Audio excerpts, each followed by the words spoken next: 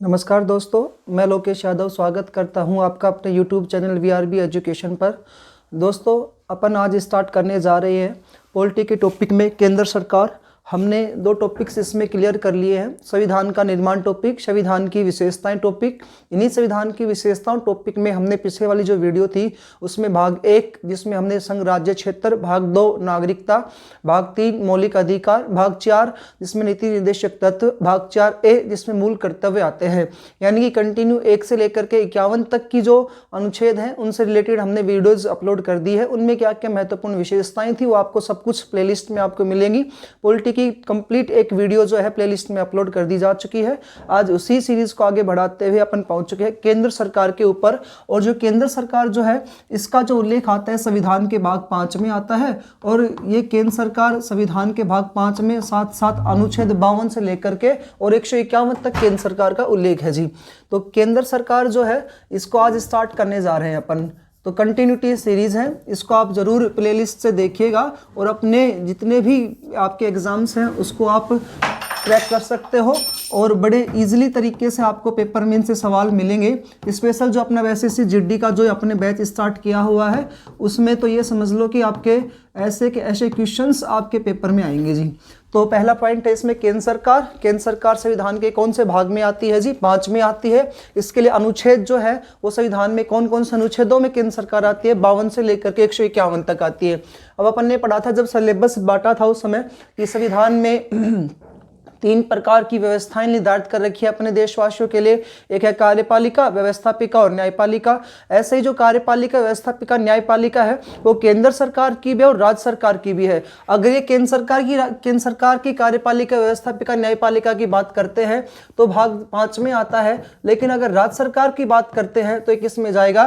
तो भाग 6 में। तो इस प्रकार से आज का जो अपना टॉपिक है वो आता है कार्यपालिका, व्यवस्थापिका और न्यायपालिका।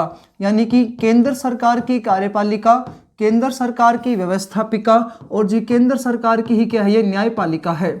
अब पॉइंट इसमें से ये है कि केंद्र सरकार के लिए काम करेगी या राज्य सरकारों के लिए, पूरे देश के लिए। तो पूरे देश की व्यवस्था संबंधित जो काम होते हैं वो किया जाता है इनमें। तो कार्यपालिका, व्यवस्थापिका, न्यायपालिका ये आज का टॉपिक है। व्यवस्थापिका जो है जी ये कानूनों का निर्माण करती है। कानून निर्माण करने का कार्य किसका आता है? व्यवस्थापिका का। इन कानूनों को जो निर्माण व्यवस्थापिका ने किए हैं इन कानूनों को लागू कौन करता है? तो जी लागू इनको करती है कार्यपालिका। और जो कानून इन्होंने बनाए हैं इन कानूनों की जांच कौन करती है? न्यायपालिका इनकी जांच करती है। तो जांच करने का कार्य होता है इसमें न्यायपालिका का। नेक्स्ट पॉइंट है जब भाग 5 में आती है तो केंद्र सरकार की कार्यपालिका 5 में, केंद्र सरकार की व्यवस्थापिका 5 में, केंद्र सरकार की न्यायपालिका भी 5 में। तो अनुच्छेद 52 से 51 में तीनों को समाहित किया गया है। 52 अनुच्छेद कार्यपालिका के लिए जो अनुच्छेद है वो है 52 से लेकर के और 151 तक। 52 से लेकर के 151 में आती है पूरी केंद्र सरकार। तो दोस्तों 52 से लेकर के केंद्र सरकार की जो कार्यपालिका है इसका उल्लेख कौन से में आता है? 52 से लेकर के 78 तक। 79 से लेकर के और 122 तक, 79 से लेकर के 122 तक इसमें आती है जी व्यवस्थापिका। और 124 से लेकर के और 151 तक इसमें आती है न्यायपालिका। ये आपको याद करने पॉइंट्स। केंद्र की कार्यपालिका का उल्लेख संविधान के कौन से अनुच्छेद में आता है? तो केंद्र की कार्यपालिका का जो उल्लेख है 52 से 78 में आता है। व्यवस्थापिका का 79 से 122 में आता है। न्यायपालिका का 124 से 151 में आता है। यहाँ देखिएगा 22 के बाद सीधा 124 लिखा है मैंने, यहाँ पर 123 को नहीं लिखा। 23 को किस वजह से नहीं लिखा गया है? क्योंकि ये अनुच्छेद 123 जो है ना इसमें राष्ट्रपति को एक शक्ति प्राप्त होती है जिसे बोलते हैं अध्यादेश जारी करने की शक्ति। तो 123 में अलग से एक पॉइंट आता है जब संसद के सत्र नहीं चल रहे होते तो 123 आता है, वो अलग से पॉइंट आएगा जिसमें। तो कार्यपालिका, व्यवस्थापिका और न्यायपालिका। अब केंद्र की कार्यपालिका में 52 से 78 अनुच्छेदों को अपने को बांटना है। तो सबसे पहले इसमें जो आता है वो आता है राष्ट्रपति। केंद्र की कार्यपालिका में सबसे पहले कौन आता है जी? राष्ट्रपति। राष्ट्रपति के लिए संविधान में अनुच्छेद आता है 52 से लेकर के और 62 तक राष्ट्रपति है जी। उसके बाद राष्ट्रपति के बाद दूसरे आते हैं इसमें उपराष्ट्रपति। उपराष्ट्रपति के लिए संविधान में जो आर्टिकल्स हैं वो आते हैं 63 से लेकर के 70 तक, ये उपराष्ट्रपति के लिए है। तीसरा पॉइंट आता है इसमें प्रधानमंत्री। और प्रधानमंत्री की मंत्री परिषद। तो केंद्र सरकार के प्रधानमंत्री और केंद्र सरकार की ही मंत्री परिषद, इनका उल्लेख आता है संविधान के आर्टिकल 74, 75 और इनके कार्य आते हैं 77 और 78 में। उसके बाद पांचवा पॉइंट इसमें आता है अटॉर्नी जनरल। जिस अटॉर्नी जनरल को अपन ने कहा था ये केंद्र सरकार का सबसे बड़ा वकील होता है। अटॉर्नी जनरल ये है जी महान्यायवादी। तो ये केंद्र सरकार का सबसे बड़ा वकील होता है अटॉर्नी जनरल। इसके लिए जो आर्टिकल आता है वो 76 है। तो 74 से 78 में आती है प्रधानमंत्री उसकी मंत्री परिषद और अटॉर्नी जनरल का आता है 76 में। बात करते हैं व्यवस्थापिका की। तो व्यवस्थापिका में क्या पॉइंट है, यहाँ पर आती है संसद। क्या आती है जी, संसद। जिस संसद के आर्टिकल में अनुच्छेद आते हैं 79 और इस संसद के 2 सदन होते हैं जिसमें से एक होता है राज्यसभा और दूसरा कौन सा होता है, लोकसभा। तो भाई एक है जी राज्यसभा, दूसरा है लोकसभा।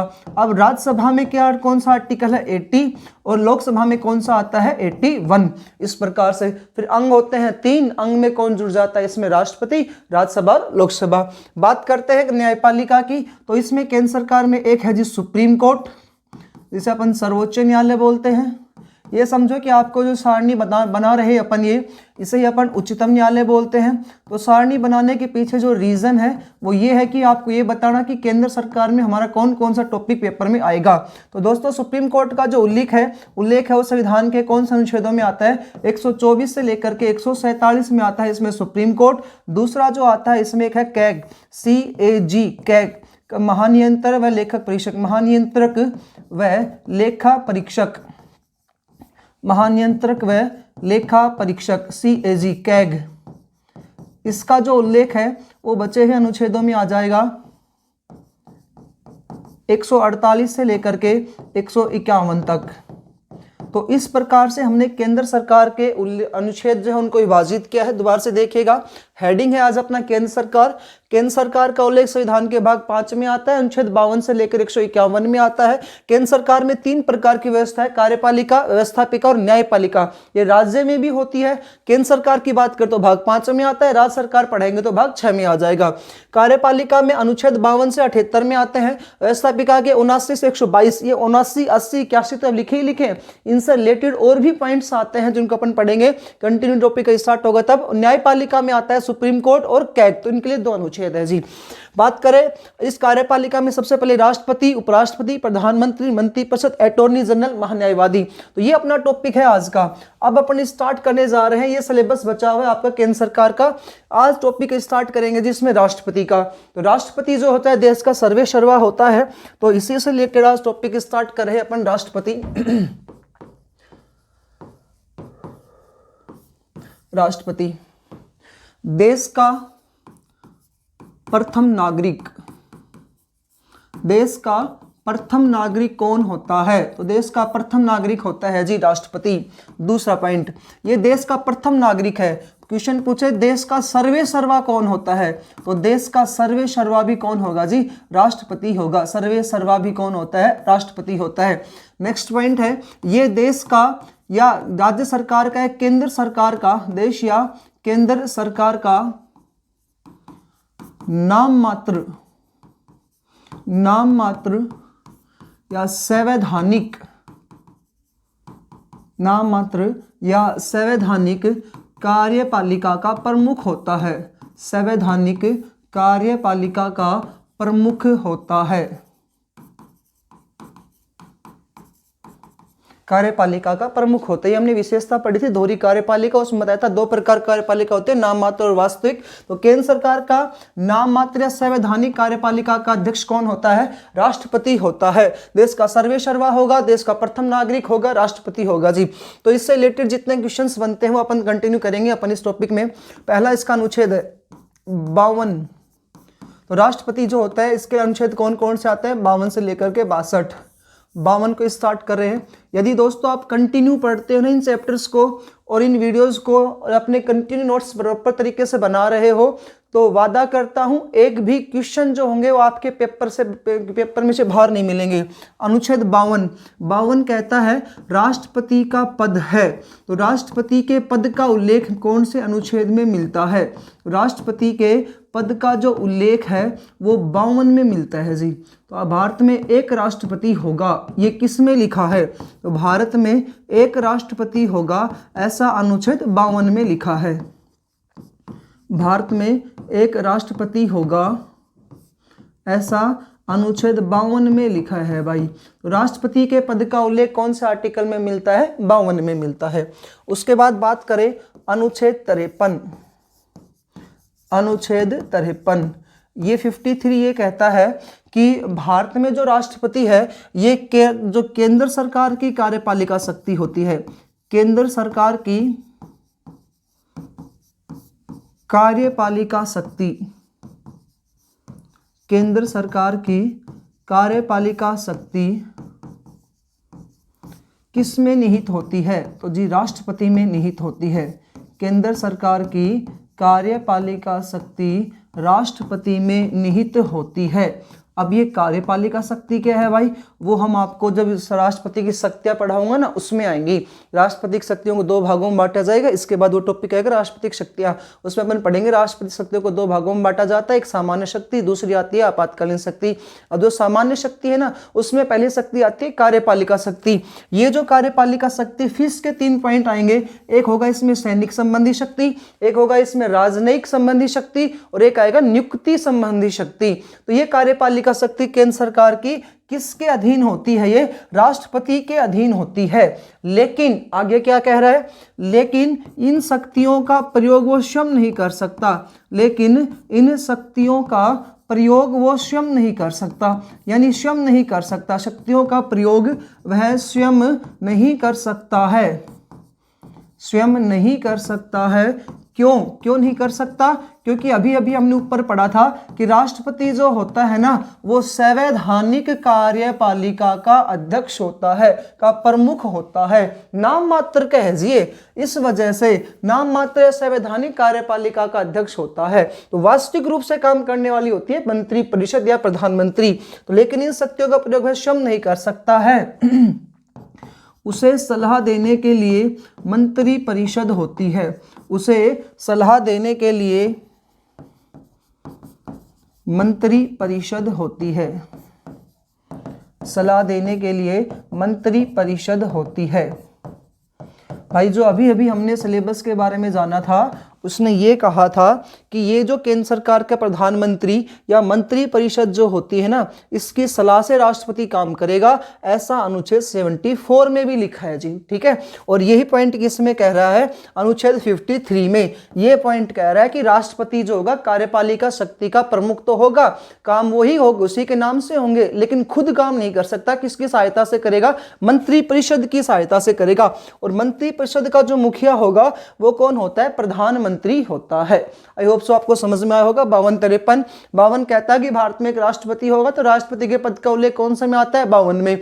53 कहता है कि संघ सरकार की कार्यपालिका शक्ति, संघ यानी केंद्र सरकार, केंद्र सरकार की कार्यपालिका शक्ति किस में निहित होती है? राष्ट्रपति में निहित होती है, लेकिन उन शक्तियों का प्रयोग स्वयं नहीं कर सकता। किसकी सहायता से करेगा? मंत्री परिषद की सहायता से करेगा। एक पॉइंट तो दोस्तों इसमें आता है। दूसरा पॉइंट इंपॉर्टेंट है, वो ये कहता है कि राष्ट्रपति तीनों सेनाओं का सर्वोच्च सेनापति होता है। राष्ट्रपति तीनों सेनाओं का सर्वोच्च सेनापति होता है। तो सर्वोच्च सेनापति कौन होता है? राष्ट्रपति होता है। ये याद रखिएगा आप, तीनों सेनाओं का सर्वोच्च सेनापति होता है, चीफ इन कमांडर। तो तीनों सेनाओं के सर्वोच्च सेनापति का अर्थ यहाँ पर क्या है? चीफ इन कमांडर कौन होता है? और पता नहीं कितनी बार ऐसे के छोटे छोटे क्वेश्चन पेपर में आते हैं। तीनों सेनाओं का सर्वोच्च सेनापति कौन होगा जी? राष्ट्रपति होगा। ऑप्शन देता है कि वहां के प्रमुख होंगे, उप प्रमुख होंगे, सीडीएस होगा। तो याद रखिएगा सबसे ऊपर राष्ट्रपति होगा, राष्ट्रपति के नीचे सीडीएस आएगा और सीडीएस के नीचे फिर तीनों के प्रमुख आएंगे, प्रमुखों के नीचे फिर उप प्रमुख आते हैं। ये इनका भाई पॉइंट है। तो 52 और 53 ये पॉइंट अनुच्छेद कहते हैं। अपने अगले अनुच्छेद की बात करते हैं। अनुच्छेद नंबर है, तीसरे नंबर का है अनुच्छेद 54। ये इंपॉर्टेंट है जी। ये कहता है कि राष्ट्रपति का चुनाव एक निर्वाचन मंडल के द्वारा किया जाता है। राष्ट्रपति का निर्वाचन तो निर्वाचन यानी चुनाव, राष्ट्रपति का निर्वाचन एक निर्वाचक मंडल के द्वारा किया जाता है। आपको ये ध्यान रखना है निर्वाचक मंडल क्या होता है, निर्वाचक मंडल के द्वारा किया जाता है, निर्वाचक मंडल के द्वारा किया जाता है।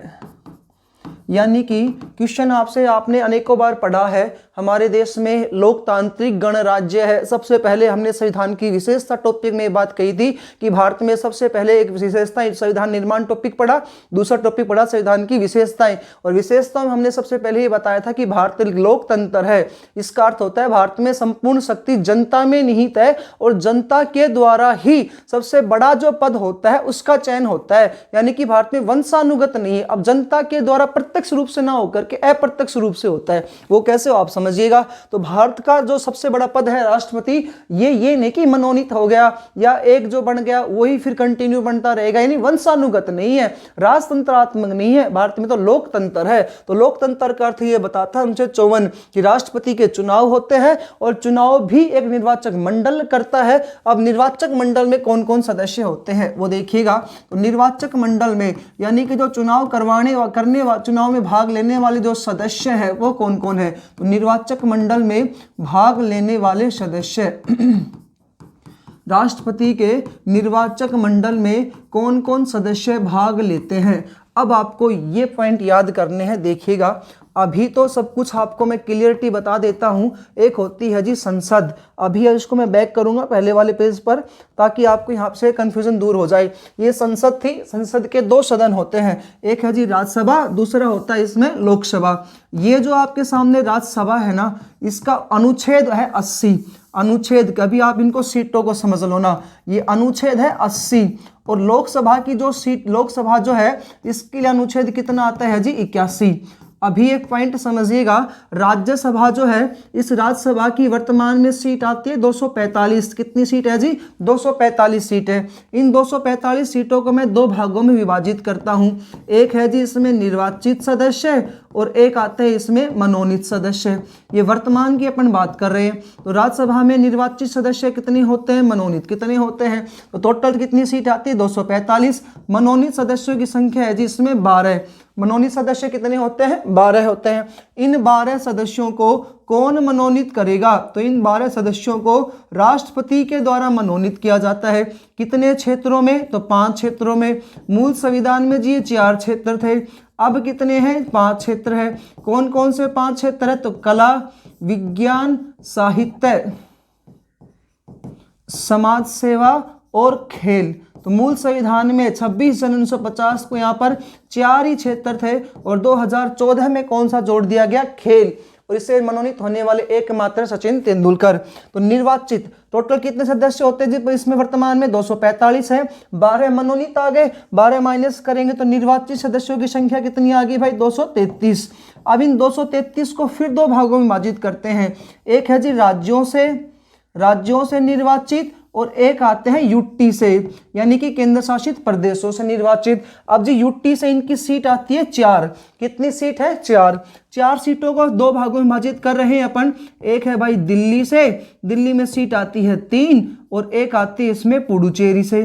पुडुचेरी में इनकी सीट है भाई 1। ठीक है, तो कितने केंद्र शासित प्रदेशों में सीट है, दिल्ली और पुडुचेरी। अभी इतना याद रखेंगे।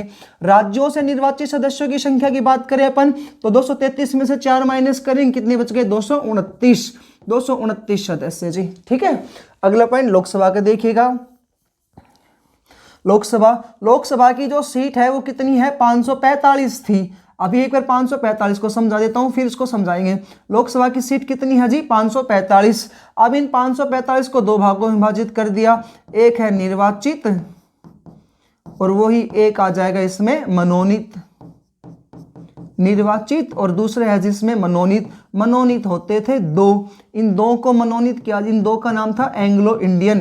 तो लोकसभा में 2 क्या होते थे, एंग्लो इंडियन होते थे।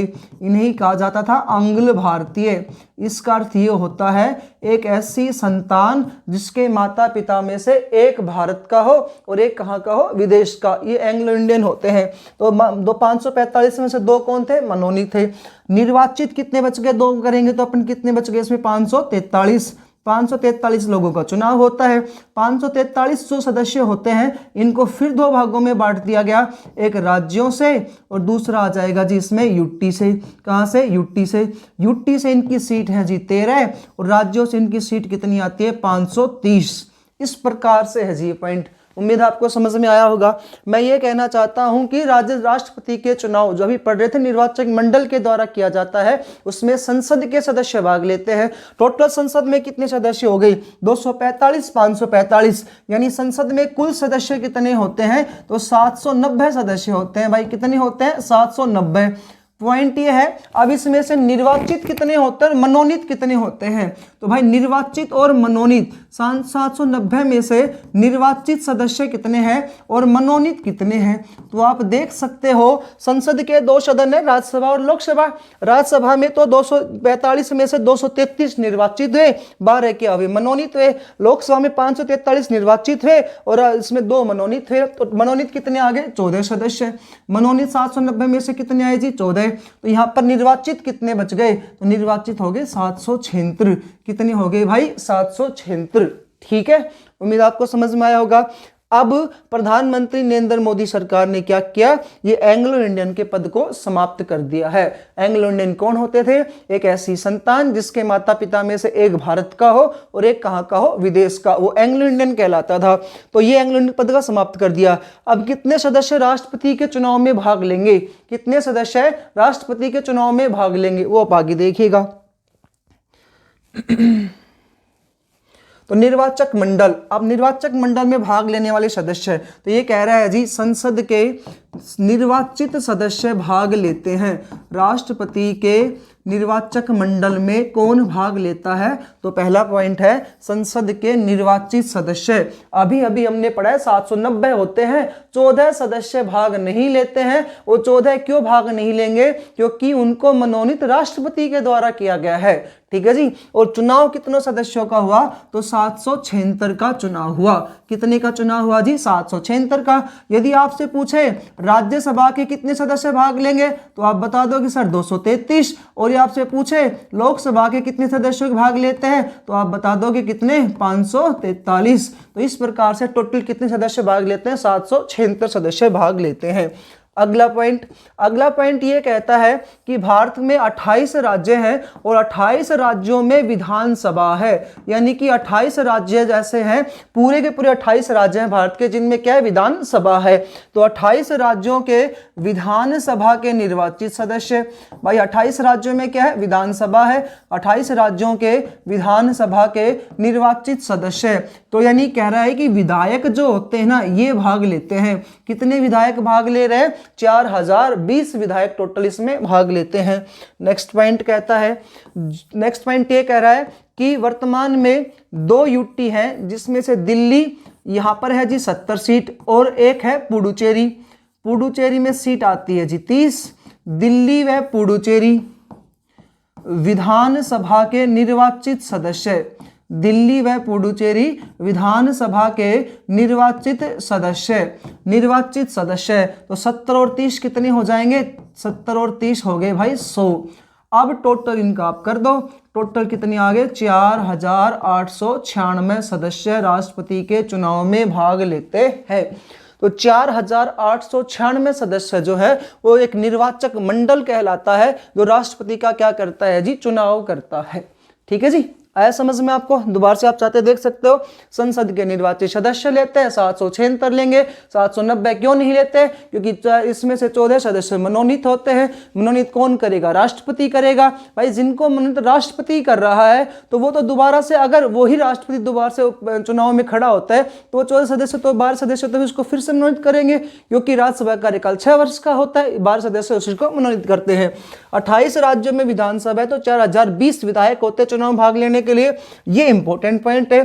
कितने राज्यों में कितने यूटी में विधानसभा की सीटें हैं? तो 2 में है जी।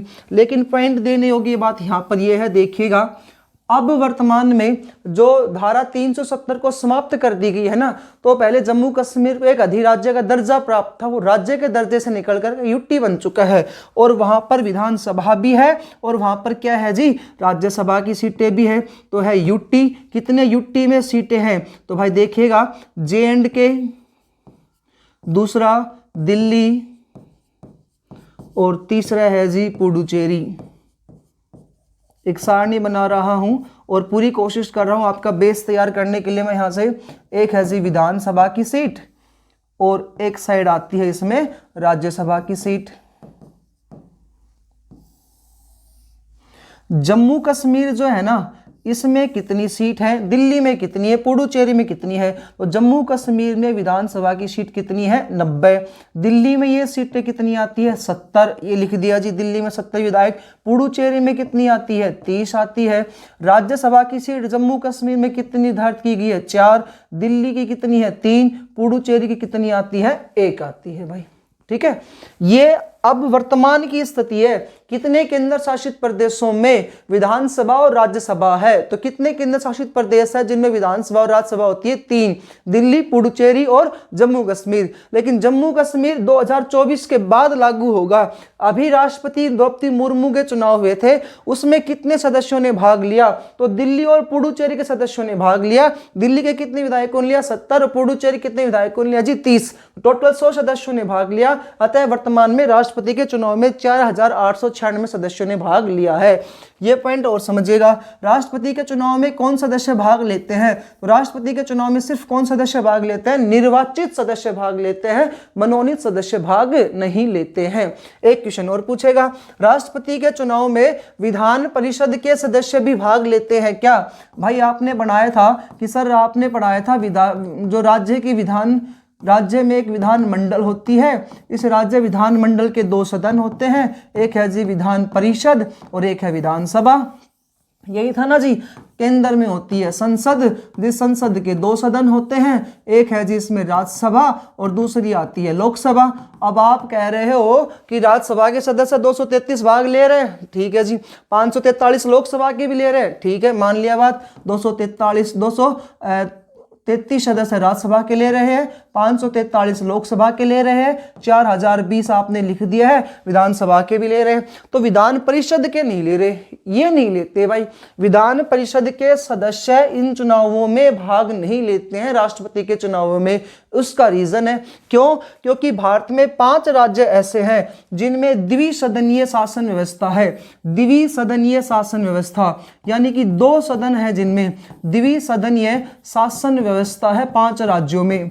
वो 5 राज्य कौन कौन से हैं, तो भाई वो 5 राज्य हैं, 5 राज्यों में द्विसदनीय शासन व्यवस्था, यानी कि यहां पर विधान परिषद भी है और विधानसभा भी है। ठीक है, और राज्य देख लेते हैं, कर्नाटक,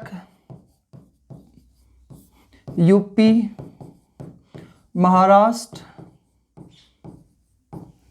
आंध्र प्रदेश और तेलंगाना। भाई आप ये चीज समझ गए कि भारत में 5 राज्य ऐसे हैं जिनमें विधानसभा भी है, विधान परिषद भी है। अब आप ये पॉइंट और समझ लो, इस कर्नाटक के इन 4020 सदस्यों में से आ चुके हैं। ये 4020 सदस्यों में से कर्नाटक विधानसभा के आ गए। जब विधानसभा के सब पांचों राज्य विधानसभा के आ चुके हैं, जब विधानसभा के आ चुके तो विधान परिषद की लेने की जरूरत नहीं हमें, क्योंकि अगर विधान परिषद के भी लेंगे तो इन राज्यों को तो ज्यादा बहुमत मिल गया ना। यहां से क्या मिल गया, ज्यादा बहुमत मिल गया। तो कौन भाग नहीं लेता है राष्ट्रपति के चुनाव में, मनोनीत सदस्य भाग नहीं लेते। कौन भाग नहीं लेते, विधान परिषद के सदस्य भाग नहीं लेते हैं। ठीक है जी, ये राष्ट्रपति का निर्वाचक मंडल है।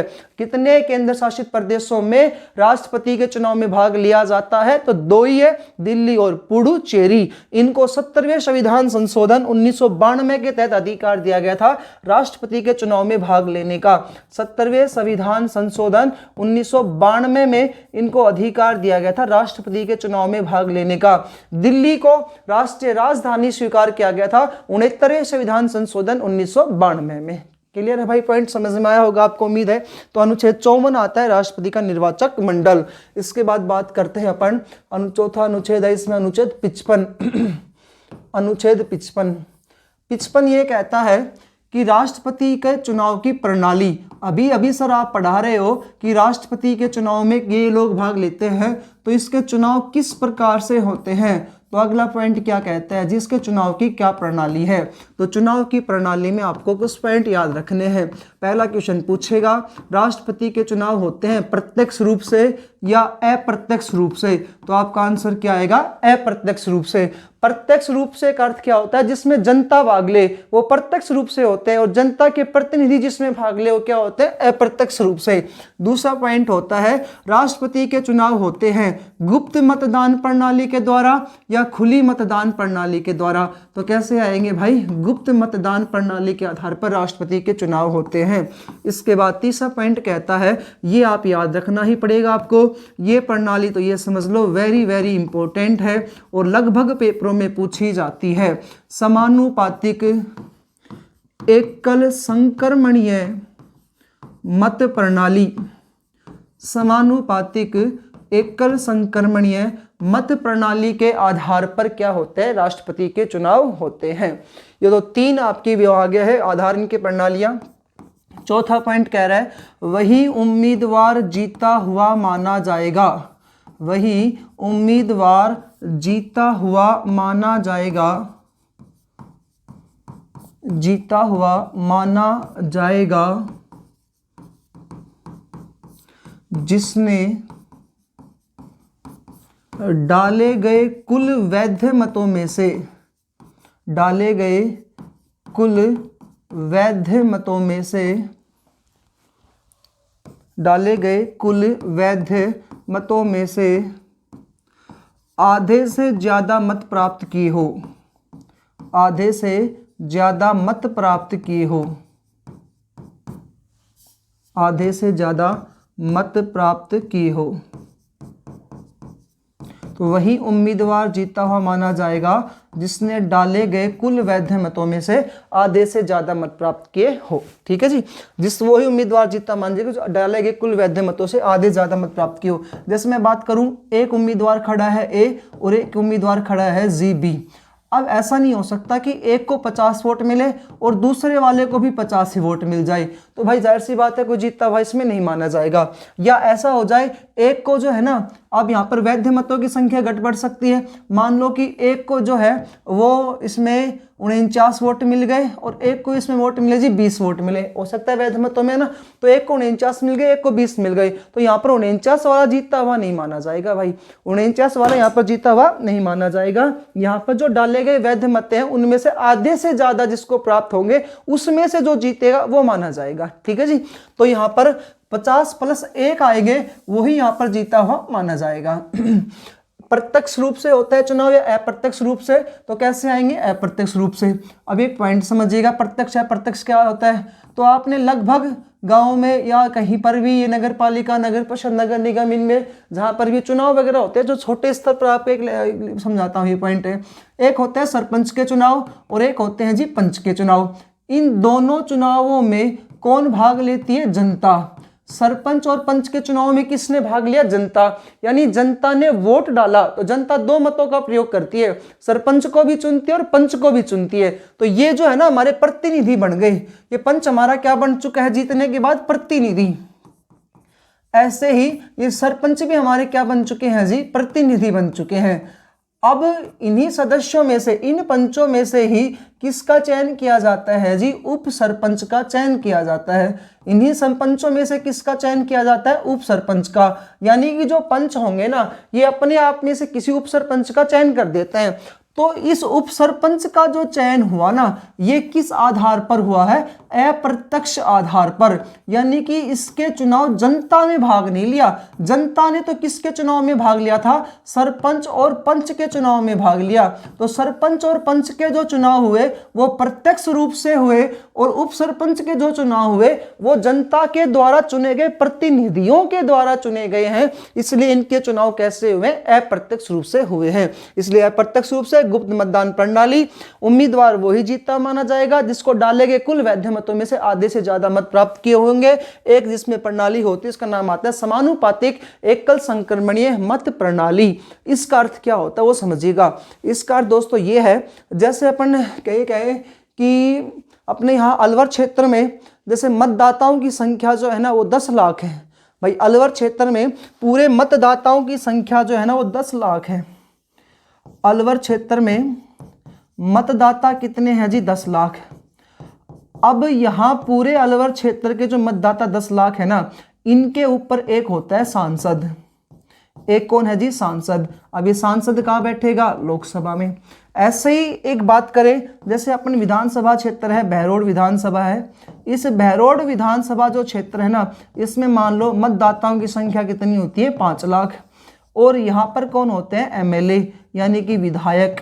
अब ये विधायक कहाँ पर बैठते हैं? विधानसभा में, क्योंकि अभी अभी हमने पढ़ा है लोकसभा, राज्यसभा, विधानसभा के सदस्य इसमें भाग लेते हैं। अब ये सांसद जो है ना, ये वोट डालने के लिए जब राष्ट्रपति के वहां पर गया, द्रौपदी मुर्मू के चुनाव में भाग लेने के लिए सांसद बाबा बालकनाथ गए थे। यहाँ से अलवर से सांसद है बालकनाथ।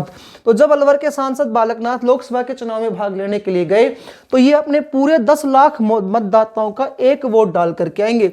ऐसे जब बहरोड का विधायक यहाँ वोट डालने के लिए गया था, तो 5 लाख मतदाताओं का एक वोट डाल करके आएगा जी। तो इसका अर्थ ये होता है कि अपने अपने मतदान क्षेत्र के आधार पर कुल वैध डाले गए मतों का यहाँ पर गणना की जाती है।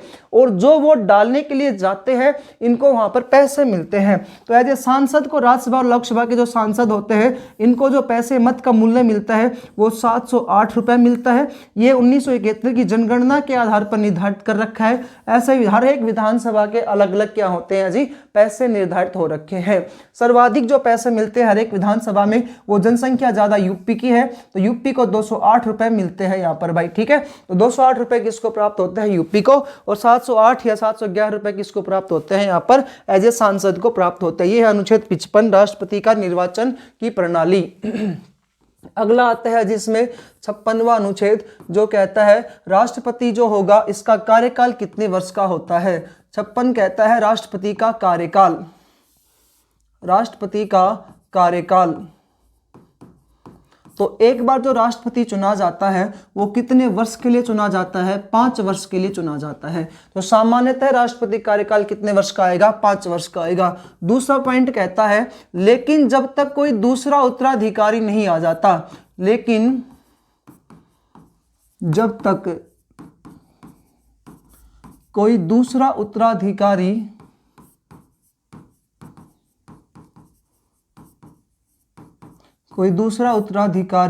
नहीं आ जाता है,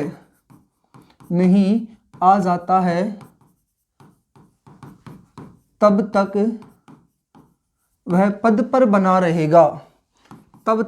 पद पर बना रहेगा। इसका अर्थ यह है कि जब तक, इसका मान लो कि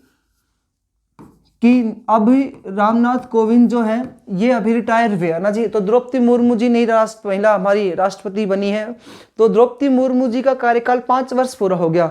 इसके बाद मान लेते हैं कि अभी दूसरे राष्ट्रपति का चुनाव प्रणाली हुई ही नहीं है किसी रीजन से, यानी मान लो लॉकडाउन लग गया या कोई भी रीजन हो सकता है, तो नए राष्ट्रपति का चुनाव अभी हुआ ही नहीं है। तो द्रौपदी मुर्मू जी कब तक अपने पद पर बनी रहेंगी? जब तक कोई दूसरा उत्तराधिकारी यानी दूसरे राष्ट्रपति का पूर्ण रूप से चुनाव होकर के नहीं आ जाता है, तब तक अपने पद पर बनी रहती है। लेकिन सामान्यतः इनका कार्यकाल कितने वर्ष का आएगा? 5 वर्ष का आएगा। तीसरा पॉइंट इसी में कहता है कि एक राष्ट्रपति जो होता है अपना त्याग पत्र किसे संबोधित करता है? तो राष्ट्रपति त्याग पत्र किसे देगा? तो राष्ट्रपति जो है अपना त्याग पत्र किसे देता है जी? उपराष्ट्रपति को देता है। राष्ट्रपति अपना त्याग पत्र किसे देगा? उपराष्ट्रपति को संबोधित करता है। ये तीसरा पॉइंट है, राष्ट्रपति अपना त्याग पत्र उपराष्ट्रपति को देगा और उपराष्ट्रपति उसी समय तत्काल, तो उसी समय सूचना पहुंचाएगा लोकसभा अध्यक्ष को। उसी समय सूचना देगा, किसको देगा ये सूचना? लोकसभा के अध्यक्ष को सूचना देनी अनिवार्य है। तो लोकसभा अध्यक्ष को जिस समय इन्होंने त्याग पत्र दिया है उसी समय क्या देंगे? सूचना देंगे। ऐसा कहता है राष्ट्रपति का अनुच्छेद 56 कहता है राष्ट्रपति का सामान्यतः कार्यकाल 5 वर्ष का होता है, लेकिन जब तक कोई दूसरा उत्तराधिकारी अपने पद पर नहीं आ जाता है तब तक अपने पद पर बना रहेगा। और इसके अलावा कहता है कि राष्ट्रपति अपना त्यागपत्र किसे संबोधित करता है? उपराष्ट्रपति को। उपराष्ट्रपति उसी समय सूचना किसको पहुंचाएगा? लोकसभा के अध्यक्ष को। अनुच्छेद 57 कहता है कि भारत में राष्ट्रपति के पुनर्निर्वाचन पर कोई प्रतिबंध नहीं है। भारत में राष्ट्रपति के पुनर्निर्वाचन पर कोई प्रतिबंध नहीं है। पुनर्निर्वाचन पर कोई प्रतिबंध नहीं है। इसका अर्थ क्या है जी? ये कहता है कि भारत में जो राष्ट्रपति है ना, ये इसके निर्वाचन पर दोबारा से बन सकता है। ऐसा नहीं कि कोई एक बार राष्ट्रपति बन गया तो दोबारा से राष्ट्रपति नहीं बन सकता, वो दोबारा बन सकता है, तीसरी बार बन सकता है, जब चाहे, जब तक उसमें योग्यता है, जब तक वो वैध मत प्राप्त करने का अधिकार रखता है, जब तक वह आधे से ज्यादा मत प्राप्त कर लेता है, तब तक वह राष्ट्रपति बन सकता है। तो पुनर्निर्वाचन पर कोई प्रतिबंध नहीं है। जब तक चाहे तब तक राष्ट्रपति, चाहने का अर्थ है कि उसमें योग्यता होनी चाहिए, उसमें वोट प्राप्त करे आधे से ज्यादा, वो है जी पुनर्निर्वाचन। अगला बात करते हैं 58। अनुच्छेद 58 ये कहता है राष्ट्रपति की योग्यताएं। राष्ट्रपति की योग्यताएं। राष्ट्रपति की योग्यताएं देखिएगा। राष्ट्रपति की योग्यताएं, पहला पॉइंट आता है वह भारत का नागरिक हो। वह भारत का नागरिक हो। अब ये नागरिकता का जो पॉइंट है ये हमने अच्छे से भाग 2 में पढ़ा था कि भाग 2 में आती है, संविधान के भाग 2 में अनुच्छेद 5 से गैर नागरिकता का उल्लेख मिलता है। वह भारत का नागरिक हो, ऐसा इसमें लिखा है। दूसरा पॉइंट है वह किसी लाभ के पद पर ना आसीन हो। वह किसी लाभ के पद पर ना आसीन हो। लाभ के पद पर ना बैठा हुआ हो, पर ना आसीन हो। आसीन का अर्थ यहाँ पर क्या है जी? बैठा हो। लाभ के पद पर ना बैठा हो। ये लाभ का पद क्या होता है? तो जितने भी संवैधानिक पदाधिकारी है ना, वो सारे पद लाभ पर आते हैं। अब ये संवैधानिक पदाधिकारी क्या होते हैं, इसके लिए हमने अनुसूची 2 में और 3 में अच्छे से आपको बताया था कि कौन कौन संवैधानिक पदाधिकारी है, क्योंकि उसमें हमने साफ साफ लिखा था कि अनुसूची 2 कहती है कि संवैधानिक पदाधिकारियों के वेतन का उल्लेख मिलता है, तीसरी कहती है संवैधानिक पदाधिकारियों की शपथ का उल्लेख मिलता है ना जी। तो वो आप वहां से देखिएगा, संवैधानिक पदाधिकारी जो होते हैं लाभ के पद पर आते हैं। संवैधानिक पदाधिकारी जो होते हैं ये लाभ के पद है। यानी कि जैसे कोई राष्ट्रपति है, तो अब जो राष्ट्रपति है, जो वर्तमान के जैसे द्रौपदी मुर्मू जी हैं, तो संवैधानिक पदाधिकारी जो है लाभ के पद पर है। राष्ट्रपति द्रौपदी मुर्मू जी है जी। अब ये मान लो कि दोबारा से फिर से राष्ट्रपति के लिए, क्योंकि अनुच्छेद 57 कहता है कि निर्वाचन में कोई प्रतिबंध नहीं है, दोबारा से इनको एज ए राष्ट्रपति के रूप में पहुंचाया जाए, तो ये कोशिश, तो इनको क्या करना पड़ेगा? पहले इनको राष्ट्रपति के पद से त्यागपत्र देना पड़ेगा, फिर ये राष्ट्रपति के रूप में दोबारा से पद को ग्रहण करेंगी। या मान लो कि कार्यवाहक कोई उपराष्ट्रपति या कोई उपराष्ट्रपति है, अब उस उपराष्ट्रपति को एज ए राष्ट्रपति के रूप में भेजना है, क्योंकि उसका चयन राष्ट्रपति के रूप में हो चुका है, तो उसको पहले राष्ट्रपति का पद जो होगा वो खाली करना पड़ेगा, फिर वो क्या बनेगा? राष्ट्रपति बनेगा जी। इस प्रकार की स्थिति है, लाभ के पद पर ना बैठा हुआ हो। तीसरा इंपॉर्टेंट पॉइंट है जी, राष्ट्रपति के उम्मीदवार जो है इसके पास प्रस्तावक और अनुमोदक होने चाहिए। प्रस्तावक और अनुमोदन जो होते हैं ये चाहिए, और इनकी संख्या पेपर में पूछी जाएंगी। राष्ट्रपति के लिए प्रस्तावक और अनुमोदकों की कितनी होती है जी? 50 अनुपात में 50। तो 50 प्रस्तावक होंगे और अनुमोदक कितने होंगे जी? इसमें 50। यानी कि जिस दिन राष्ट्रपति का उम्मीदवार पर्चा भरने के लिए जाएगा उसके साथ 100 सदस्य होंगे। अब ये प्रस्तावक अनुमोदक जो होंगे ना, ये किस में से होंगे? निर्वाचक मंडल में से होंगे। किस में से होंगे जी? निर्वाचक मंडल। निर्वाचक मंडल वही है जिसमें अभी हमने पढ़ा था कितने सदस्य होते हैं निर्वाचक मंडल में? 4896 सदस्य। तो इन 4896 सदस्यों में से ही क्या होने चाहिए? अनुमोदक, और इन्हीं में से क्या होने चाहिए जी? प्रस्तावक होने चाहिए। 50 प्रस्तावक और 50 अनुमोदक होने चाहिए। उम्मीदवार के पास राशि भी होनी चाहिए, और ये राशि कितनी की होनी चाहिए? 15,000 रुपए की राशि होनी चाहिए। ये 15,000 रुपए की राशि या तो केंद्रीय निर्वाचन आयोग में जमा करवानी पड़ेगी, क्योंकि इनके चुनाव कौन सा आयोग करवाता है? केंद्रीय निर्वाचन निर्वाचन आयोग करवाता है। इनके चुनाव कौन सा आयोग करवाता है भाई? केंद्रीय निर्वाचन आयोग। या फिर ये 15,000 रुपए की राशि आरबीआई बैंक में जमा करवानी पड़ेगी। लेकिन अगर कोई एससी या एसटी का उम्मीदवार है तो उसको इसमें कितने हजार रुपए की राशि चाहिए जी? 12,000 रुपए की राशि। वही 12,000 रुपए की राशि आरबीआई में जमा करवाए, वही 12,000 रुपए की राशि या तो केंद्रीय निर्वाचन आयोग में भी जमा करवा सकते हैं। लेकिन अगर किसी भी उम्मीदवार को डाले गए कुल वैध मतों में से 1/6 मत प्राप्त नहीं हुए हो तो 1/6 मत प्राप्त नहीं होंगे तो नहीं हुए तो उसकी जमानत राशि जब्त हो जाती है। हुए तो उसकी जमानत राशि जब्त हो जाती है।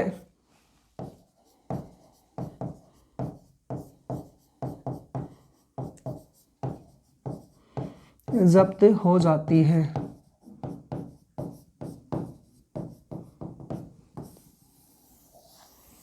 उसकी जमानत राशि क्या हो जाएगी जी? जब्त हो जाएगी।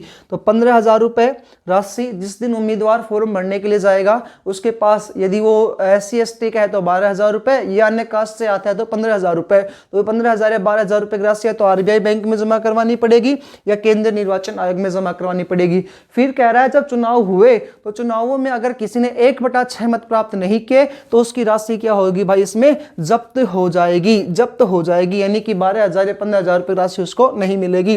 प्रस्तावक अनुमोदक किस में से होंगे? निर्वाचक मंडल में से होंगे। निर्वाचक मंडल इसमें कितने सदस्य होते हैं? 4,896 सदस्य होते हैं। निर्वाचक मंडल में से ही अनुमोदक आएंगे, इसमें से प्रस्तावक आएंगे। भारत का नागरिक होना चाहिए, लाभ के पद पर ना हो। और 5वां पॉइंट सबसे इंपॉर्टेंट आता है, इसमें है जी उम्र। उम्र कितनी चाहिए? 35 वर्ष की उम्र पूरी कर चुका हो। 35 वर्ष की आयु पूरी कर चुका हो, ऐसा ही व्यक्ति क्या बन सकता है जी? राष्ट्रपति बन सकता है। पूरी कर चुका हो 35 वर्ष की आयु क्या कर चुका हो जी? पूरी कर चुका हो, तो ये राष्ट्रपति बनने के उम्मीदवार होते हैं। अनुच्छेद 59 कहता है राष्ट्रपति के वेतन भत्ते व सेवाएं, राष्ट्रपति के वेतन भत्ते व सेवाएं, वेतन भत्ते व सेवाएं। तो भाई वर्तमान में राष्ट्रपति को 5 लाख रुपए प्रति माह प्राप्त होते हैं। 5 लाख रुपए प्रति माह। अब इनके वेतन में कमी या ज्यादा, तो वेतन जो देने का जो काम है, वेतन भत्ते देने का जो काम है, ये कौन करती है? संसद करती है। संसद के द्वारा वेतन में कमी या वृद्धि की जाती है। तो संसद के द्वारा, और कौन सी निधि में से दिए जाते हैं? संचित निधि में से। 2 निधि होती है भारत में, एक संचित निधि, दूसरी होती है आकस्मिक निधि। तो संचित निधि में से वेतन दिया जाता है। तो संचित निधि में से वेतन दिया जाता है, वेतन दिया जाता है। 2 निधियां हैं, एक है जी संचित निधि और दूसरा आता है इसमें आकस्मिक निधि। जितने भी संवैधानिक पदाधिकारी या गवर्नमेंट जो जॉब करते हैं उनको कौन से खजाने में से पैसे दिए जाते हैं? संचित निधि में से दिए जाते हैं। उसके बाद अगला पॉइंट कहता है यदि सेवानिवृत्ति होती है यानी रिटायर होते हैं तो सेवानिवृत्ति के बाद भी इनको वर्तमान में पैसा मिलता है। तो सेवानिवृत्ति के बाद इनको वेतन का कैसा हिस्सा प्राप्त होता है? तो आधा हिस्सा, वेतन का आधा हिस्सा प्राप्त होगा। तो वेतन का आधा हिस्सा प्राप्त होता है, यानी कि 2.5 लाख रुपए प्रति माह मिलेंगे, प्राप्त होता है। क्योंकि ये देश का सबसे बड़ा पद है, इसलिए इनको भाई वेतन का आधा हिस्सा प्राप्त होता है। 59 के बाद आती है जिनकी शपथ, राष्ट्रपति की शपथ। राष्ट्रपति की शपथ। दोस्तों यदि आपको अपने इस लोकेश सर की मेहनत अच्छी लग रही है तो आप चैनल को सब्सक्राइब करें, लाइक करें वीडियो को, और अपने जितने भी फ्रेंड्स हैं जो तैयारी कर रहे हैं SSC GD के लिए, और उनके लिए आप ज़रूर शेयर करें, क्योंकि इंपॉर्टेंट क्वेश्चंस हैं। पूरी पॉलिटी हिस्ट्री की, हमने हिस्ट्री की पूर्ण रूप से वीडियोस आपको अपलोड की जा चुकी है, उसको आप ज़रूर देखिएगा। और आप यकीन मानिए आपके पेपर में क्वेश्चन एज इट इज़ मिलेंगे। आप यकीन मानिए पॉलिटी में से छोटे छोटे क्वेश्चंस आपको मिलेंगे, हिस्ट्री में से क्वेश्चंस मिलेंगे, और कंटिन्यू वीडियोज़ आपको अपलोड अभी और भी आगे मिलेंगी, कर दी जाएंगी। रही बात करंट की, तो हो सकेगा तो आपके पेपर के आसपास ही हम लोग करंट की भी क्लासेस कंटिन्यू करेंगे। उसमें तो जितने भी करंट के जो भी अभी 2022-23 या 20, 21, 22, 23 जितने भी महत्वपूर्ण पुरस्कार हैं, जितने भी खेल हुए हैं या जितने भी अवार्ड समारोह वगैरह हुए हैं, उन सबको हम एक सिमिलरिटी तरीके से दोनों में, तीनों में भेदभाव करते हुए आपके सामने प्रस्तुत करेंगे। और यदि आपको हमारी मेहनत अच्छी लगे दोस्तों, जरूर हमें मोटिवेट करिएगा, चैनल को सब्सक्राइब करें। बात करते हैं जी राष्ट्रपति की शपथ की। तो राष्ट्रपति की शपथ का उल्लेख कौन से आर्टिकल में आता है जी? 60 में आता है राष्ट्रपति की शपथ। राष्ट्रपति को शपथ कौन दिलाएगा? तो शपथ कौन दिलाएगा जी? राष्ट्रपति को शपथ दिलाएगा सुप्रीम कोर्ट का मुख्य न्यायाधीश, यानी कि chief justice of India. Chief justice of India जो होंगे CJI, तो CJI जो होंगे ये इनको शपथ दिलाएंगे। भारत के मुख्य न्यायाधीश CJI chief justice of India इनको शपथ दिलाएंगे। किस चीज़ की शपथ दिलाई जाती है इनको? तो शपथ दिलाई जाती है संविधान की रक्षा करने की, संविधान के रक्षण की शपथ दिलाई जाती है, संविधान के प्रतिरक्षण की शपथ दिलाई जाती है और संविधान की परिरक्षण की शपथ दिलाई जाती है। तो संविधान के रक्षण, प्रतिरक्षण और प्रतिरक्षण की शपथ दिलाई जाती है। अब ये शपथ दिलाने वाले कौन हैं? तो सुप्रीम कोर्ट के मुख्य न्यायाधीश chief justice of India CJI के द्वारा जी इन्हें अनुच्छेद 60 के तहत क्या की जाती है? शपथ दिलाई जाती है। 59 में आते हैं वेतन भत्ते और सेवाएं, 60 में आती है इनकी शपथ। बात करते हैं अनुच्छेद 61 की। 61 कहता है राष्ट्रपति को पद से हटाने की प्रक्रिया। राष्ट्रपति को पद से हटाने की प्रक्रिया, राष्ट्रपति जो है इनको पद से हटाने की जो प्रक्रिया है उस प्रक्रिया का नाम है जी महाभियोग प्रक्रिया। क्या नाम है भाई? महाभियोग प्रक्रिया। ये महाभियोग की जो प्रक्रिया है इसके माध्यम से राष्ट्रपति को हटाया जाता है। केवल संविधान में महाभियोग प्रक्रिया का उल्लेख राष्ट्रपति के लिए मिलता है। केवल संविधान में महाभियोग प्रक्रिया का उल्लेख तो केवल संविधान में राष्ट्रपति के लिए मिलता है जी, राष्ट्रपति के लिए है। ये हमने कहाँ से ली है महाभियोग की प्रक्रिया? तो अमेरिका के संविधान से ली गई है। राष्ट्रपति को पद से हटाने की प्रक्रिया अमेरिका के संविधान से ली है जी। नेक्स्ट पॉइंट देखिएगा, इस प्रक्रिया महाभियोग प्रक्रिया किस वजह से लाई जाती है? तो इसका कारण क्या होता है? तो कारण है संविधान का उल्लंघन करने पर, संविधान का उल्लंघन करने पर ही राष्ट्रपति के ऊपर ये प्रक्रिया लगाई जाती है। उल्लंघन करने पर या संविधान का अतिक्रमण करने पर, संविधान का अतिक्रमण करने पर राष्ट्रपति को पद से हटाया जाता है। अब ये जो है महाभियोग प्रक्रिया कौन लेकर के आएगा? तो लेकर के आएगी संसद। कौन लेकर के आएगी जी? संसद। अब आपको पता है संसद में तो 2 सदन होते हैं, एक राज्यसभा और दूसरी होती है भाई लोकसभा। कौन लेकर के आएगी महाभियोग प्रक्रिया? संसद लाएगी। संसद के कौन सदन लेकर के आएगा? अब ध्यान देने योग्य बात है। तो महाभियोग प्रक्रिया संसद के किसी भी सदन में प्रस्तुत की जा सकती है। संसद के किसी भी सदन में प्रस्तुत की जा सकती है, प्रस्तुत की जा सकती है, यानी कि संसद में किसी भी सदन में लाई जा सकती है। पॉइंट है जी इंपॉर्टेंट, संसद के किसी भी सदन में प्रस्तुत की जा सकती है महाभियोग प्रक्रिया। अब मैं यहाँ पे लिख रहा हूं माना कि, माना कि, माना कि कहाँ में लाए? कौन सदन में लाएगी? राज्यसभा में। तो कितने सदस्य लेकर के आएंगे? 1/4 सदस्य लेकर के आएंगे जी। कितने सदस्य लेकर के आएंगे? 1/4 सदस्य। ये 1/4 सदस्य लाने से 14 दिन पूर्व सूचना देंगे। 14 दिन पूर्व लिखित रूप से सूचना देनी पड़ेगी और लिखित रूप की बाध्यता जोड़ दी गई थी इसमें प्रधानमंत्री मोरारजी देसाई के द्वारा 44 संविधान संशोधन 1978 करके लिखित रूप से सूचना देंगे। किसको सूचना देंगे लिखित रूप से? राष्ट्रपति को। किसको सूचना देंगे जी? राष्ट्रपति को सूचना पहुंचाएंगे। कौन? 1/4 सदस्य। राष्ट्रपति इन 1/4 सदस्यों को समझाने के लिए स्वयं भी आ सकता है, यानी राष्ट्रपति स्वयं आएगा या अपने वकील को भी भेजेगा जी। तो राष्ट्रपति स्वयं भी आ सकता है, वकील को भी भेज सकता है या अपनी पत्नी को भी भेज सकता है इनको समझाने के लिए। अगर मान गए तो महाभियोग प्रक्रिया वहीं पर समाप्त हो जाएगी, नहीं मानते हैं तो राज्यसभा 1/4 सदस्य इसको प्रस्तुत करेंगे, फिर ये बाकी 2/3 सदस्यों के पास जाएगी और 2/3 सदस्य जो होंगे इनको बहुमत से पास करेंगे। ये पारित हो गया 2/3 सदस्यों के द्वारा राज्यसभा में से। तो फिर ये बिल किस में जाएगा? लोकसभा लोकसभा में, और लोकसभा भी 2/3 बहुमत से इसको क्या कर देगी, पारित। जैसे ही राज्यसभा और लोकसभा इसको 2/3 बहुमत से पारित कर देती है, उसी समय राष्ट्रपति को त्यागपत्र देना अनिवार्य है, यानी कि राष्ट्रपति अपने पद से हट जाएगा। हटाने की प्रक्रिया का नाम है महाभियोग प्रक्रिया, अमेरिका से ली गई। केवल संविधान में किसके लिए उल्लेख मिलता है, राष्ट्रपति के लिए। संविधान का उल्लंघन करने, अतिक्रमण करने के आरोप में लगाई जाती है। लगाएगा कौन, संसद। संसद का कौन सा सदन, कोई भी सदन प्रस्तुत कर सकता है।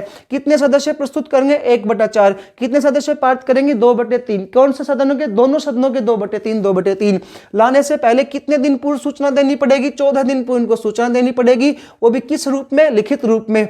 राष्ट्रपति को सूचना पहुंचाएंगे, मान गए ठीक है, नहीं मान तो आगे बढ़ेगी जी। यह है महाभियोग प्रक्रिया। और लास्ट इनके अनुच्छेद आता है 62। ये कहता है राष्ट्रपति का पद खाली होने पर, राष्ट्रपति का पद खाली होने पर, अब खाली किस स्थिति में होता है, या तो भाई राष्ट्रपति जो है अपने पद पर रहते मृत्यु को प्राप्त हो जाए, या वो खुद त्याग पत्र दे दे, तो इस वजह से खाली हो जाता है। तो पद खाली होने पर क्या बनाया जाता है, कार्यवाहक राष्ट्रपति बनाया जाएगा। क्या बनाएंगे, कार्यवाहक राष्ट्रपति बनाया जाता है। ये जो कार्यवाहक राष्ट्रपति बनते हैं, ये किन्हें बनाया जाता है, और ये कार्यवाहक राष्ट्रपति कितने माह के लिए बनेंगे, 6 माह के लिए बनेंगे। यानी कि नए राष्ट्रपति के चुनाव कितने माह में करवाने अनिवार्य है, 6 माह में करवाने अनिवार्य है।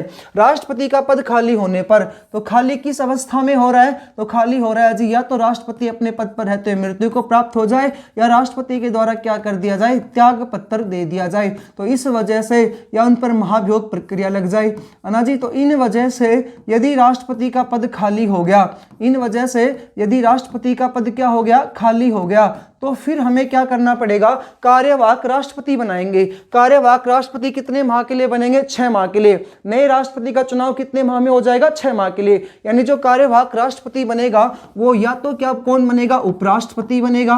कौन बनेगा जी, उपराष्ट्रपति बनेगा। या उपराष्ट्रपति नहीं बनता है, या उस समय भी उपराष्ट्रपति का पद खाली है, तो सुप्रीम कोर्ट के मुख्य न्यायाधीश को, सुप्रीम कोर्ट के मुख्य न्यायाधीश यानी CJI को यहाँ पर क्या बना दिया जाएगा, एज ए कार्यवाहक राष्ट्रपति बना दिया जाएगा। ये कितने माह तक कार्यवाहक राष्ट्रपति के रूप में रहेंगे, 6 माह के लिए। ये पॉइंट है जी, राष्ट्रपति का पद खाली होने पर कार्यवाहक राष्ट्रपति बनाया जाता है। 6 माह के लिए कार्यवाहक राष्ट्रपति बनते हैं, और कार्यवाहक राष्ट्रपति जो बनेंगे वो या उपराष्ट्रपति बनेगा या CJI बनेगा। वो कंडीशन देखनी पड़ेगी कि उपराष्ट्रपति उस समय उस पद पर है या नहीं है। यदि उपराष्ट्रपति नहीं है, या उपराष्ट्रपति जो होगा वो कार्यवाहक राष्ट्रपति के पद से त्यागपत्र दे देता है, तो फिर किसको बनाया जाता है, CJI को बनाया जाता है, सुप्रीम कोर्ट के मुख्य न्यायाधीश को बनाया जाता है।